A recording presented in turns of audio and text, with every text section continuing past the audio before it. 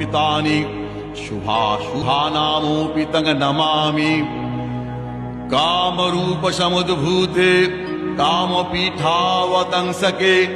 विश्वाधारे महामाये कामेश्वरि नमोऽस्तुते।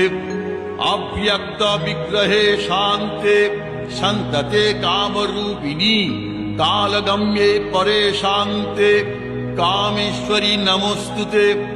या सुषुम्नान्तरालस्था चिन्त्यते ज्योतिरूपिणी प्रणतोऽस्मि परं धीरं कामेश्वरि नमोऽस्तुते।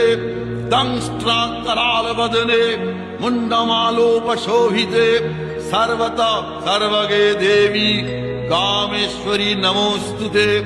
चामुण्डे च महाकाली काली कपोलहारिणी पाशहस्ते दण्डहस्ते कामेश्वरि